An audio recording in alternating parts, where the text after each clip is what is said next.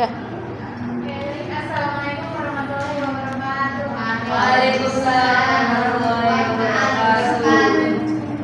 Kami di sini, kami sebagai kelompok 4 ingin mempresentasikan sisiologi tumbuhan tentang fotorespirasi. Nah, di sini ada nama kelompok. Yang pertama ada Siana Vera. Yang kedua saya sendiri Nadila Siti Handini, dan yang ketiga Bella Amalia.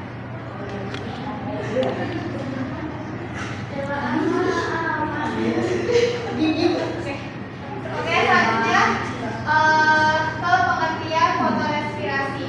Nah, fotorespirasi itu adalah proses metabolisme pada tumbuhan yang terjadi di bawah cahaya.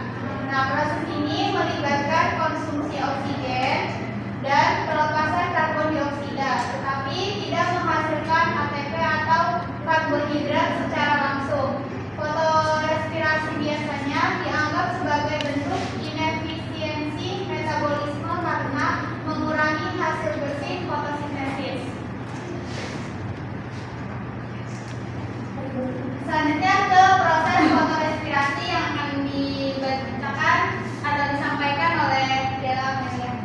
Oke, di proses fotorespirasi ini berlangsung di 3 organ yang utama. Yang pertama itu ada di kloroplas, yang kedua ada di peroksisom, dan yang ketiga ada di mitokondria. Yang terjadi di kloroplas ini pertama itu ada enzim rubisco yang menghidupkan oksigen dan karbon dioksida yang akan menghasilkan dua produk, yaitu 3 fosfogliserat dan 2 fosfogliserat. Nah, 3 fosfogliserat ini digunakan dalam siklus Calvin, dan 2 fosfogliserat diproses lebih lanjut dalam peroksisom. Nah, di peroksisom ini 2 fosfogliserat dikonversi menjadi gliserat melalui beberapa reaksi enzimatik. Lalu gliserat tersebut diubah menjadi glisin yang akan diproses di dalam mitokondria. Lalu glisin tersebut bergabung membentuk serin dan melepaskan karbon dioksida. Serin kembali ke peroksisom dan diubah menjadi gliserat. Lalu kembali lagi ke kloroplas yang gliserat tersebut menjadi senyawa yang dapat masuk kembali ke siklus Calvin. Jadi sistemnya berulang terus. Nah, dalam fotorespirasi ini ada 3 dampak. Yang pertama ada inefisiensi energi, yang kedua ada penurunan produktivitas, yang ketiga ada manfaat potensial. Dalam inefisiensi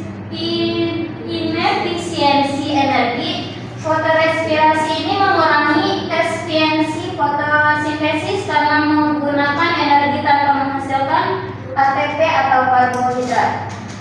Nah, yang kedua, dalam penurunan produktivitas pada tanaman C3 seperti padi dan keledai, fotorespirasi sering menyebabkan penurunan hasil panen karena energi yang digunakan tidak optimal. Yang ketiga ada manfaat potensial. Meskipun dianggap merugikan, fotorespirasi memiliki fungsi tertentu seperti melindungi tumbuhan dari kerusakan akibat cahaya berlebih dan menyediakan senyawa penting seperti serin dan glisin. Nah, di sini akan dijelaskan lagi perbedaan tumbuhan C3 dan C4 yang akan dijabarkan oleh Era. Baik, selanjutnya ada perbedaan tumbuhan C3 dan C4. Nah, untuk tumbuhan C3 memiliki laju fotorespirasi yang tinggi karena enzim rubisco lebih sering mengikat O2 atau oksigen daripada CO2 pada kondisi tertentu. Dan untuk tumbuhan C4 lebih efisien dalam meminimalkan fotorespirasi dengan mekanisme trans anatomi yang secara efektif meningkatkan konsentrasi CO2 di sekitar rubisco.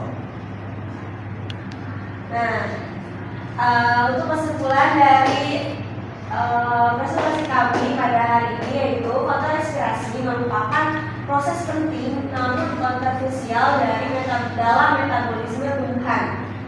Walaupun memiliki dampak negatif terhadap efisiensi fotosintesis, proses ini tetap memainkan peran tertentu dalam menjaga keseimbangan metabolisme tumbuhan. Penelitian lebih lanjut diperlukan untuk memahami fungsinya secara mendalam dan mengembangkan strategi untuk mengurangi dampak negatif pada produktivitas tanaman pertanian. Nah, ini untuk daftar pustaka jurnal-jurnal yang kita cantumkan di presentasi kita. Sekian dari kelompok kami, kurang lebihnya mohon maaf. Assalamualaikum.